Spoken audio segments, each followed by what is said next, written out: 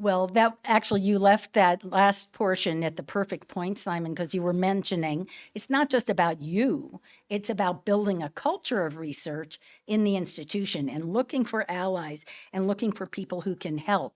And that's the perfect segue to our next three speakers who are going to speak at the institutional level. How does research strengthening happen at the institutional level? And we're fortunate we'll be hearing from Dr. Umang Mathur, from Rabatapa, and from Uday Gajewala. And we'll start with Dr. Umang.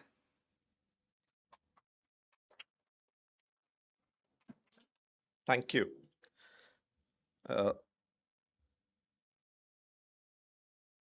So at Shroff, it's a 100-year-old institution, but which had degenerated for quite some time. And it was only around 2000 that we again started to look up. And one of the things that we wanted to have is research built into what we do. And initially, of course, we had to get the clinical quality up, and a lot of effort was made into doing that. And but we were conscious that we need to work on research as well. And as we were developing our subspecialties, uh, faculty was encouraged to do that, and faculty was always given some research time out. So there was dedicated time for most people, at least one full day, and later some people have had more than that. Uh, Also, it was encouraged that this is part of your career. And so, even in appraisal discussions, one of the things that they would have to show is what kind of publications that they have indulged in, or what kind of studies or grants that they are involved in. Uh, we do have an academic schedule, so uh, at least 3 to 4 days for most doctors, early morning, not as early as LV Prasad, where I did my fellowship, but at 8 a.m., we have an academic class where audits, case reviews, journals are discussed. And we also have now research methodology built into it, that every year we have a few sessions on research methodology. And with that, we also built the imaging equipment for documenting whatever clinical work that we were doing.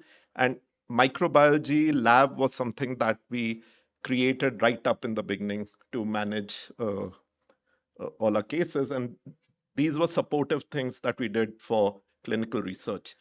We usually have something like 75 to 80 peer-reviewed journal articles published every year. I think the other thing that happened was, as I think many of the speakers before me have mentioned, you need a catalyst, you need a spark, you need mentors. And Dr. Viren Sangwan's joining us, who is a very well-known stem cell specialist and clinician scientist. His coming into the hospital has brought in basic science into Shroff, which we didn't have. So we now have labs for basic science, including scientists, and now we have PhDs working there. And this I would say we've been able to achieve in a pretty short time. In about 3 to 5 years' time, we now have decent basic science work happening at Shroff, which we actually didn't have at all. I think the other side would be the public health research, where my friend Shailendra, of course, has been driving that. And I think his training at ICH and, of course, his interest in public health and has made a big difference to what we do. So it's not just work. We try to document it, and you also publish it. And now we have a good team with him, that many of the interventions that we do in public health can be seen from a research angle. I think partnerships come along and with research, and many of the organizations sitting here are partnering with us in also the research initiatives, not just the service delivery. And we are very fortunate to have partners who also recognize research as a component, and it helps the whole ecosystem. I discussed the Bodhya Research Consortium. I think as we are moving along, we are trying to see how we can work and collaborate and partner with other organizations so that the whole ecosystem benefits. And happy to see 7 institutions working together with now 18 publications. We have a foundation which can be created into something most special. Thank you.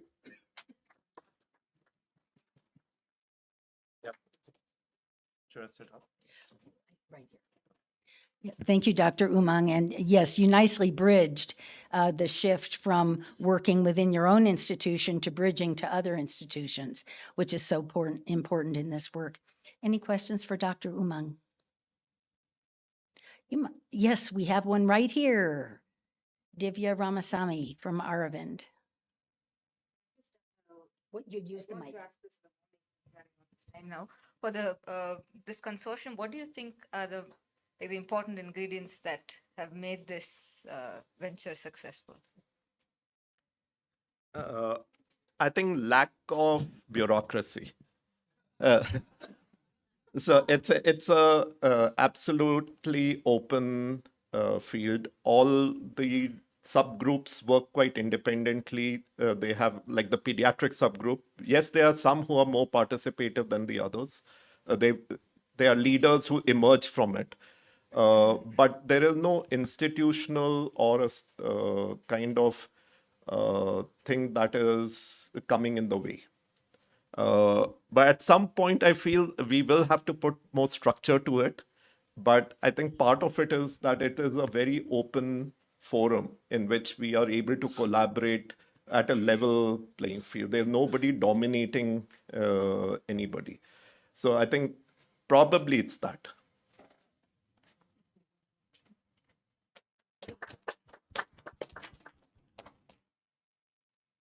Well, that's music to our ears to know that less structure is actually a plus in the group forming and being so successful together.